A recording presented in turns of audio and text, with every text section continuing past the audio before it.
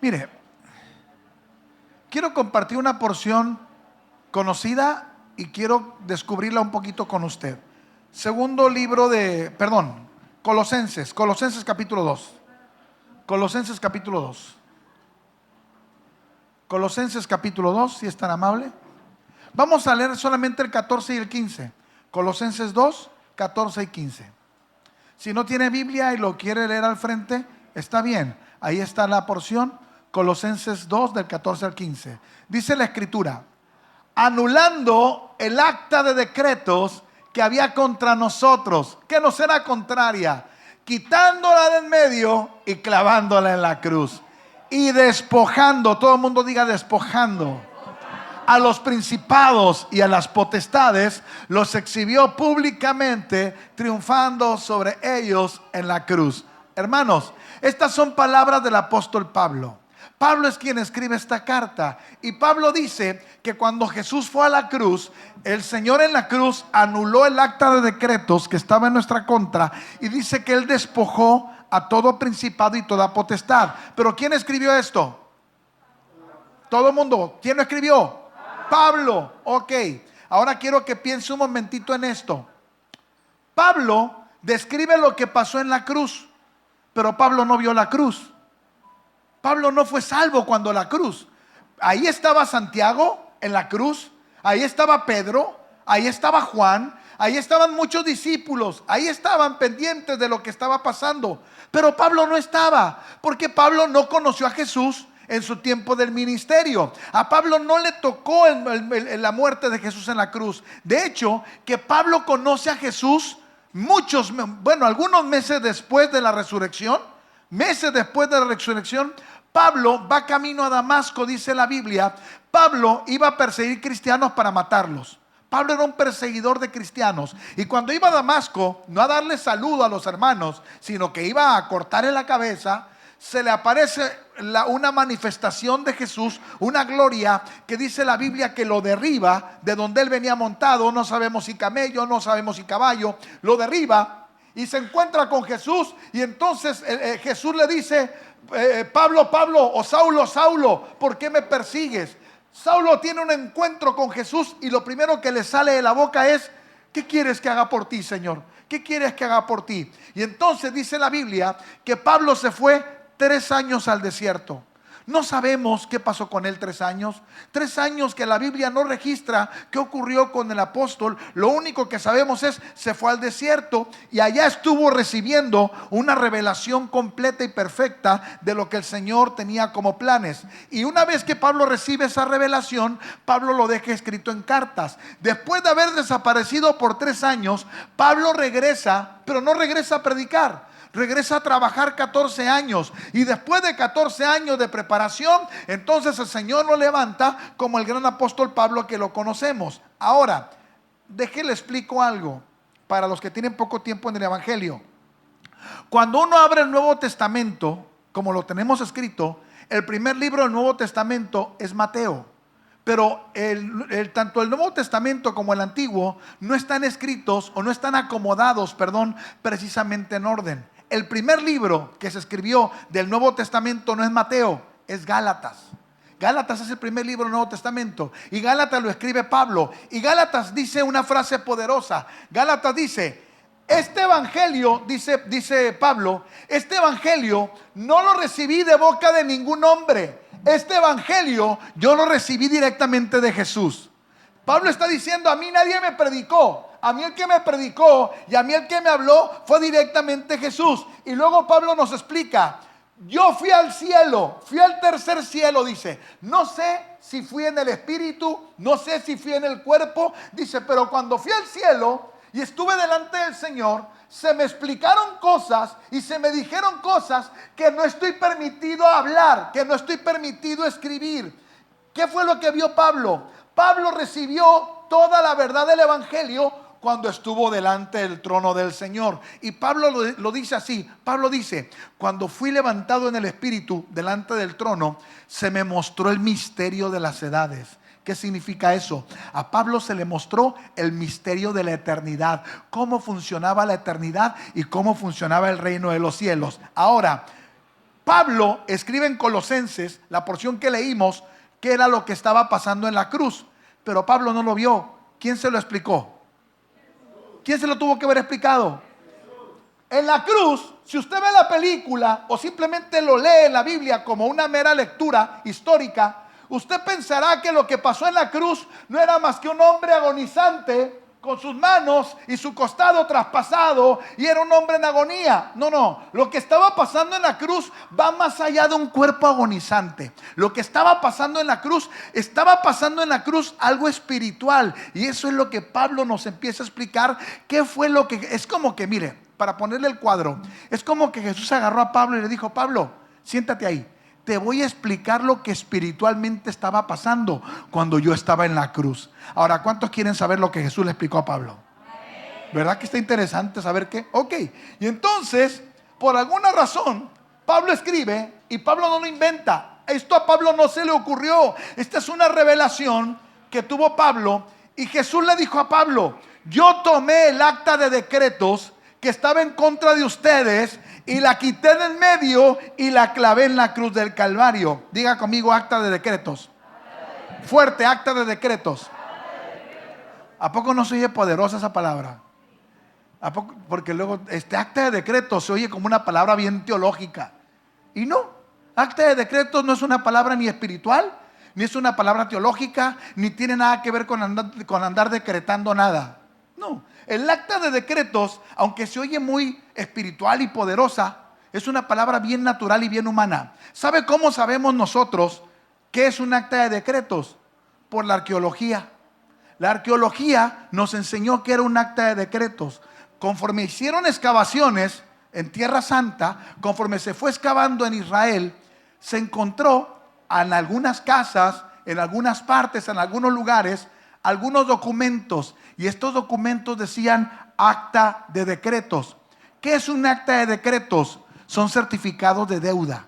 Ese es un acta de decretos, un certificado de deuda. ¿Qué quiere decir? Que Jesús le está diciendo a Pablo: había un certificado de deuda en contra de toda la humanidad, y yo tomé ese certificado de deuda, lo quité del camino y lo clavé en la cruz. A ver, levante la mano los que han sacado algo a crédito. Nadie. A ver, tiene cara de endeudados, hombre. Claro. Ahora, ¿verdad que nadie le da un crédito así de palabra? Usted no va a la fábrica de Francia y dice: oye, ¿me fías ese refrigerador? Sí, llévatelo. ¿Y qué hay que firmar? No, nada, yo confío en ti. ¿Verdad que no? No. Te hacen firmar como 1000 hojas, y ahora hasta la huella y el ojo. Te piden hasta el iris ahí. Nadie. Ok, hermano, todas esas hojas que usted firma cuando compras a crédito el teléfono, la casa, el refri, todo ese tipo de cosas, ¿eso sabe cómo se llama en la Biblia? Acta de decretos. Son las hojas de deuda. Ahora, cuando usted firmó la deuda que tiene, una de las 30 que usted tiene, cuando usted firmó el acta de deuda, ¿a poco usted dijo: te lo firmo y te pago cuando se me antoje? ¿Verdad que no? ¿Qué tiene el acta de deuda? El acta de deuda tiene qué compraste, cómo lo compraste, pero tiene algo llamado plazo. ¿Cuándo tienes que pagar y cuándo se vence? No es de que a mí se me antoja, híjole, ¿cómo se me antoja que se me venza como en unos 10 años? No. Aquí dice que cada día 15 tú tienes que pagar, porque las actas de decreto o los certificados de deuda tienen una fecha de vencimiento. ¿Hasta aquí vamos bien? Ok, ¿cuántos han leído la oración del Padre Nuestro? ¿Sabe cómo le explica Mateo? Fíjese bien. Mateo dice así: y perdona nuestras deudas como nosotros perdonamos a nuestros deudores. Así lo dice Mateo. ¿Sabe cómo lo dice Lucas? Lucas lo explica mejor, porque Lucas dice: perdona nuestros pecados, porque nosotros también perdonamos a los que nos deben. Ya Lucas nos explica que un pecado en la Biblia es igual a una... Amén, puro teólogo vino hoy, aleluya. Un pecado en la Biblia es igual a una deuda. Quiere decir que cuando pecamos delante de Dios, le estamos quedando tenemos una deuda con Dios. Y entonces Pablo dice: en otro pasaje, nosotros estábamos muertos en nuestros delitos y pecados, y entonces juntamente con Él nos perdonó. Ahora, estábamos muertos en nuestros delitos y pecados. ¿Cuántos han leído eso? Ok, sigo en esta dinámica porque quiero que caminemos juntos hoy. ¿Cuántos saben que a un muerto no se le puede cobrar? Es más, si cobrarle a los vivos es todo un drama. Cobrarle a un vivo es un show. Ahora cóbrele a un muerto. A un muerto no se le puede cobrar. Un muerto se hace, si hay un muerto, la deuda del muerto es una deuda impagable. ¿Sabe qué es lo que está diciendo Pablo? Pablo lo explicó. La Biblia no tiene palabras porque sí. La Biblia no tiene palabras al azar. La Biblia dice, tú y yo estábamos muertos en nuestra deuda. O sea, ya no había nada que tú y yo pudiéramos hacer para pagar el saldo. Esto estaba completamente anulado. ¿Han leído que la Biblia dice que somos lavados por la sangre del Cordero? Le explico qué significa eso. No es poético. No, de hecho es terrible. Cuando en la época antigua, yo en alguna clase de Apocalipsis lo expliqué, en la época antigua, cuando alguien moría, en la época bíblica, cuando alguien moría, no se preparaban los cuerpos como hoy. Hoy se preparan los cuerpos para que duren tantos días. En la época bíblica no. En la época bíblica el funeral era en las casas y lo único que se hacía con el cuerpo es alguien moría y lo lavaban. Lavaban el cuerpo, lo cambiaban para que la gente fuera a ver el cuerpo. Cuando la Biblia dice que Él nos lavó con su sangre, en la palabra lavar es la misma palabra que se usa para cuando se habla de lavar un cuerpo que está muerto, porque nosotros estábamos muertos en nuestros delitos y pecados y el Señor nos tuvo que lavar. Ahora, teníamos un problemón, según la Biblia, un problema muy grande, no era sencillo. ¿Cuál era nuestro primer problema? Teníamos una deuda. Segundo problema que teníamos, la deuda, como toda hoja de decretos, tenía un plazo de vencimiento. Y sabe una cosa, ya se había vencido. Ya el pago, la factura, ya se había vencido. Había un sobregiro. Y tercer problema, estábamos muertos. No había manera de poder pagar. Por eso el Señor nos da vida juntamente con Él, para que una vez que nos da vida, tengamos la oportunidad de pedir una reestructuración de la deuda. ¿Vamos bien? Ok. ¿Cómo pagó Jesús nuestra deuda? Él pagó nuestra deuda. Él pagó nuestra deuda viviendo una vida perfecta. Wow. A ver, una vez más, ¿cuántos tienen deudas? Uy, no sé si va a salir contento hoy después de recordar cuántas veces. Ahora, ¿no le ha pasado que tienes tantas deudas que de pronto te llega el dinero y empiezas a repartir? Híjole, esto y ahí, y la tienda de la esquina, y la Coppel, y Fábrica de Francia, y la empieza. Y de todo aquello que tenías, ya cuando pagaste todo, te quedan 3 billetes. Y te quedas con esa, con la cartera, que a los 5 días ya no tienes nada. Y a veces nos sentimos que tenemos deudas impagables. Eso fue lo que hizo Jesús por nosotros. ¿Sabe qué hizo Jesús? Tú y yo estábamos condenados a muerte y Él tomó su vida perfecta para poder pagar una deuda que nos superaba por mucho. El Señor tomó tu cuenta y la anotó en la suya. El Señor tomó nuestro mal récord y lo anotó en el suyo. El Señor tomó, dice la Biblia, nuestras deudas desde Adán y las anotó como suyas en la cruz. Y nuestra muerte, nuestra deuda fue anotado en la cuenta del Señor. Él tomó toda mi maldad y con 33 años de una vida perfecta e íntegra delante del Padre, tomó su perfección y empezó a tomar mi mal récord. Yo no sé si usted alguna vez le han negado un crédito por mal récord. Y cuando te niegan el crédito por mal récord, no te queda más que pedirle a alguien que sí tenga crédito. Oye, ¿no me prestas tu crédito? A lo mejor usted lo ha pedido o se lo han pedido. Mira qué tristeza. Qué angustia el día de hoy. Pero es que no hay mejor manera de explicarlo, porque así lo explicó Pablo. De pronto tienes un mal récord de crédito, nadie te va a prestar. Pero entonces hay alguien con un buen récord. Y entonces le dices, préstame tu crédito. Te tiene la confianza que ya no te tiene el buró, esa persona. Y te dice, ¿cómo no? Aquí está mi cuenta. Tú tienes una mala cuenta, pero yo tengo una buena cuenta. Tomo tu lugar. Eso fue lo que hizo el Señor. El Señor tomó nuestro mal récord y lo tomó en sus manos, y a eso la Biblia le llama redención. Mire, se lo explico cómo es ese gozo. Siguiendo en este tema financiero, porque así lo explicó Pablo. Es como que tú tienes tu tarjeta de débito, está en ceros, y de pronto alguien te habla: te acabo de depositar, ya te pagué lo que te debía por el salario o por un pago, lo que sea. Y de pronto estar en cero, ve que te aparecen 5,000 pesos. Estaba en ceros, pero ahora mi cuenta, que no tenía nada, ahora de pronto apareció dinero. El gozo no me cabe en el pecho. Eso fue lo que hizo Jesús. No solamente Jesús canceló nuestra deuda, sino además nos puso saldo a favor. De tener una cuenta negativa, ahora nos puso saldo, y ese saldo se llama vida eterna, esperanza, salvación, gloria, misericordia, gracia y favor. Aleluya. De tener una deuda, ahora somos más que vencedores en Cristo.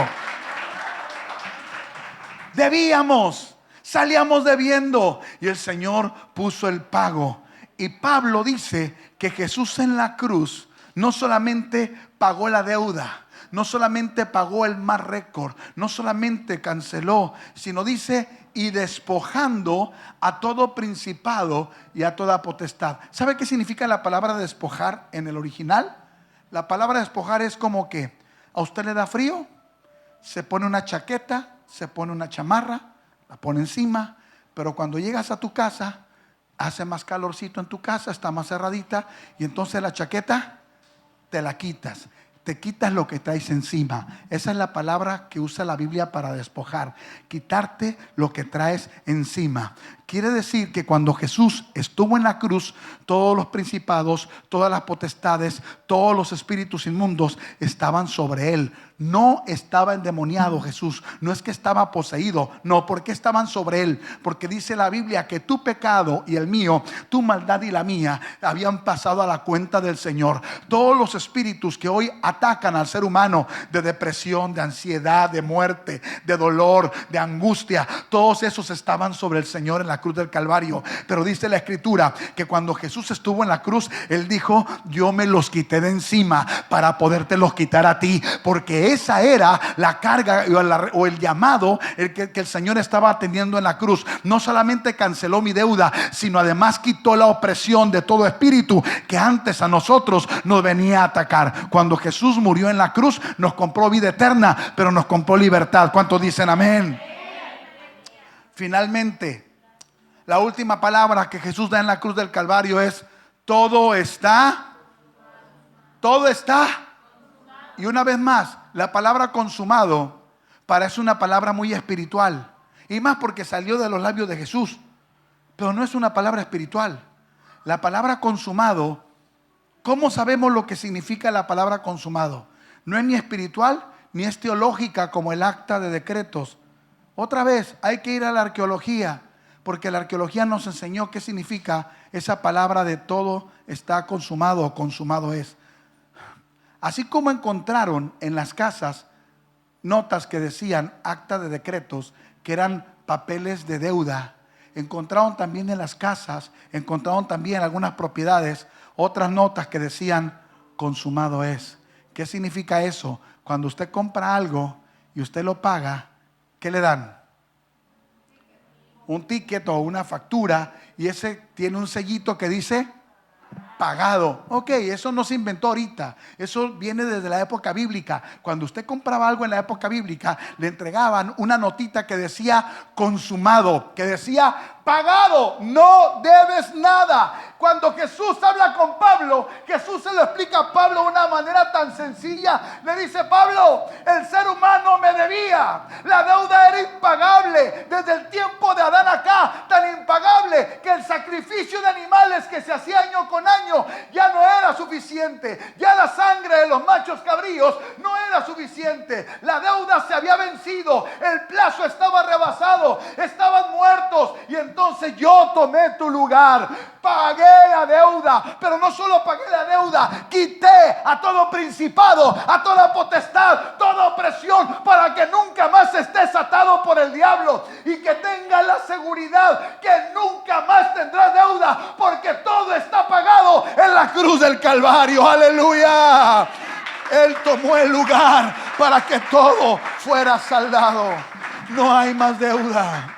Hoy vivimos agradecidos porque no hay mayor deuda. Nada. Todo mundo te dice en la vida algo que es cierto terrenalmente. Nada en la vida es gratis. Nada es gratis. Y eso es cierto. Nada en la vida es gratuito. Lo único que ha sido gratuito, curiosamente, es lo mejor que podemos tener, llamado salvación. Porque nosotros ya no teníamos manera de pagarla. ¿Sabe por qué hoy de pronto hay gente que lamentablemente no conoce esto? Y en un tiempo como hoy hacen cosas tratando de pagarle al Señor. Se autoflagelan, se castigan solos, hacen cosas muy difíciles, muy dolorosas a su cuerpo, porque sienten que están endeudados. Y es cierto, están endeudados y creen que la manera de pagar es lastimando tu propio cuerpo.